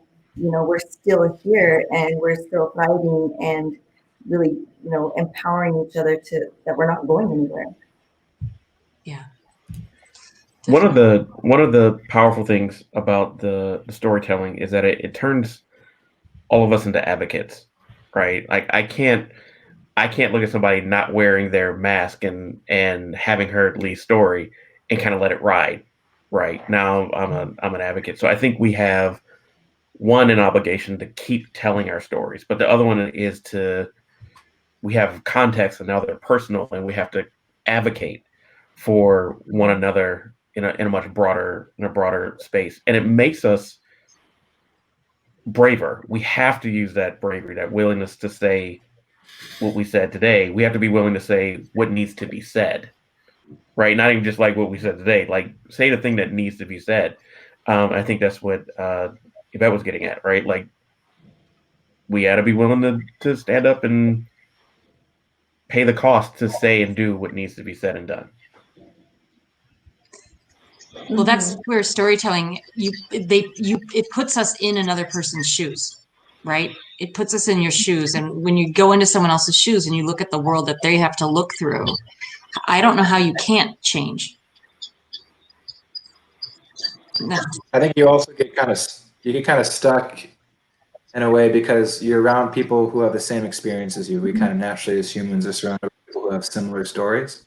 And so you kind of get stuck in that and think that's normal and don't realize there's other contexts. So, I mean, even in my story, when I was talking about the courtroom, like I was going in there as an outsider, when honestly there was tons of families who every Sunday were going to court or every Sunday were going to visit folks in jail. And that was normal to them. It's not even worth talking about, right? It's important for us to share our stories because there's a lot of folks who can learn from that outside of our context, especially in this digital world. Wow. I kind of love the cross connections people do.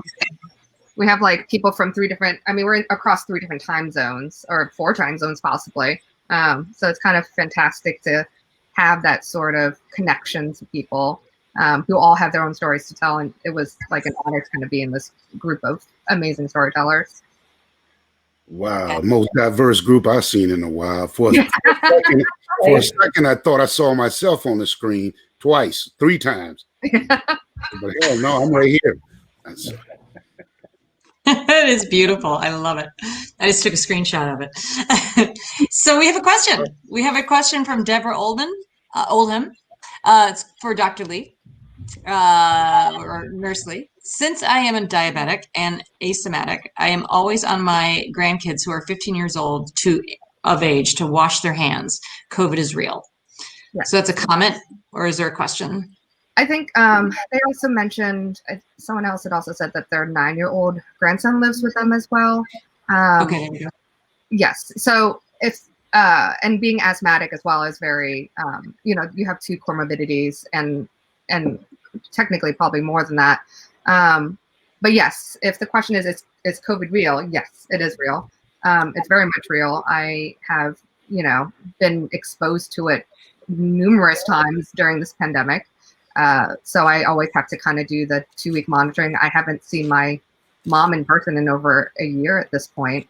And we've had to isolate because I don't know if at any point I'm an asymptomatic carrier, but I'm a high risk of someone catching it and potentially giving it to others. And, my life is dedicated to caring for other people, and it wouldn't be right for me to give it to someone and not do the correct precautions. So I just haven't seen anybody this entire time. But yes, COVID is most definitely real. The way in which we take care of COVID patients is actually very complicated. And I think that's not really shown on media at all, but it's nothing I would wish on anyone. And I will say what we've seen with the science is that, yes, older people are at higher risk for mortality, but younger people are getting the long-term complications. So we are seeing people in their 20s and 30s and 40s getting strokes from this because of the clotting complications with it. We're seeing people who have neurological issues months after. So although teenagers and stuff like that may feel like they are fine, they probably, they are less risk of dying. It doesn't mean that they're at less risk of possibly getting a lifetime complication from this. So that becomes a pre-existing condition. And if you have an administration that's trying to rip out Obamacare, that's kind of a problem. So those are the things that are on the ballot, right? It's science is on the ballot. Yeah, essentially science is on the ballot. Yeah, I think we are like very worried because we're not going to survive this pandemic if we keep having an administration that downplays it. Yeah. Well, hopefully that'll change soon. Julie And the Hansen's mask, just by the thanking way, everybody. The mask goes over the nose, everybody. That's the other Look over the nose. The Why mask is it goes so over hard? the nose. Let me just say that. That drives me crazy. I once though I was at Trader Joe's and I was just checking out, and the guy was talking and he was having a good time, and he had a mask. He had like a bandana. This was early on before Yeah. people were really wearing masks. So he had a bandana on, and all of a sudden he like sneezes into his hand Oh, and then grabs my mango. I'm like, No, man. No. keep that mango. It's okay. No. That's your mango now.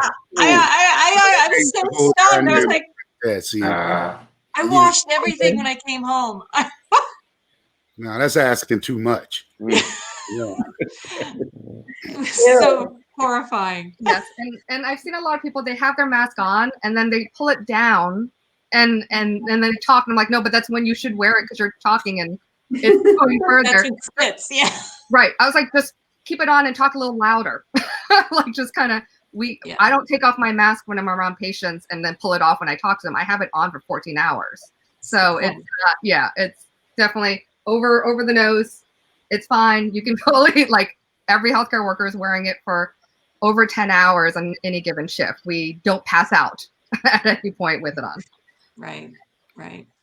Well, this was an amazing show. You all just shined.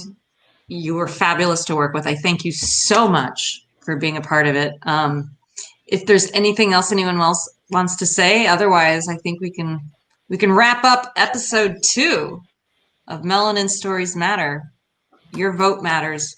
Go out and vote. And we're new Great story. You're not getting rid of me. Sorry. My email. You want to know something about the moth? If you had questions, Yes. everybody my email. Yeah. Give everybody my email. Oh, you all should be going for the moth. Every single one of you should be going on the moth for sure. Yes. Write me. Yeah. Raise one over 12 times. So And I've if been y'all on it. want, I always get second. I don't know why. if y'all want youth to visit your spot, when things open up, we're looking for folks to host us and teach us new things. So definitely let me know. We usually do a domestic trip at some point in the year. So. Yeah. I can definitely show around. I can show around the kids in RVA. Hey, Miami is always hot. Yes. Terrible in Chicago. I don't know. If that's in Arizona, it's pretty hot there too. and Dawn. I would offer hiking, but our mountain burnt down over the summer, so Oh. we don't have a lot of outdoorsy things to do right now. It's gonna rain on Monday though.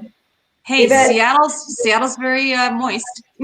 No, we had 100 days of 100+ degree weather, so the fact that it's gonna rain on Monday is a huge deal. Like It is a huge deal. It's people kind of love talking about the rain because we never get It's gonna rain though. Is it really gonna rain? I hope. Before we go, Christina, I'm seeing you have some questions for Yvette and Dawn. Is that online or offline? Christina, before we go. Post them. Yeah. Hang on. Dawn, Yes. how can people connect with you if they want to work with you on their gut health? Oh, okay. You can reach me either via email, Facebook, or Instagram. And I believe those are posted, right? Yeah. It's D_smiles14 on Instagram and D Manuelito1 on Facebook. Dawn Manuelito on Facebook. And then my business is actually Manuelito Health and Wellness Systems, LLC. So that would be MW8S donmanuelito@gmail.com. And going to the site, we do have your Instagram and all those sites. It's easier also And to I find them that way too. have a future gut health systems class coming up. It's a 3-part series. Oh, cool. Cool. Okay, and then Yvette, you have a question. I want to start a business. How does Method Motivate help with that, and how can one start? We have a young entrepreneur. Yes. So I started Method Motivate because I started seeing so many women who wanted to start companies and didn't know how to start. And I heard a lot of horror stories multiple times of people paying thousands of dollars to get an LLC and an EIN. To file an LLC costs about $50 online, and an EIN is free at irs.gov. And people were being charged hundreds to thousands of dollars. And I heard this far too often from far too many people. So I decided to start putting some resources together to show people, it's really easy to start a business. It's close to free. It might cost you less than $100. So we're going to start teaching people how to write a business plan so that you can be I can't believe every time I talk, my cat starts screaming at me. But so we're putting resources together to teach people how to launch and how to successfully launch, because it's really easy for us to have ideas, but it's different to take the next step and actually start and launch and figure out who your target market is, how to write a business plan, how to have a niche. So we're starting to share these resources, and we want to see more entrepreneurs. That's awesome. Yeah, cool. Oh, this was so fun. Now I'm gonna get sad. It's that after show letdown. He needs to be heard. But he was quiet. Yeah, that's Siamese. All right, my friends, go eat dinner, go have a drink, go relax, sleep well, feel proud. We'll have follow-up collateral for you. You'll all have your stories. Wear them, share them, be proud. You were amazing. Amazing. Thank you all. Thank you. Thanks, everybody. You guys were All great. right. Wonderful. Thanks, everybody. Good night, everyone, and everyone out there in Streamland. Mwah. Thank you. See you next month.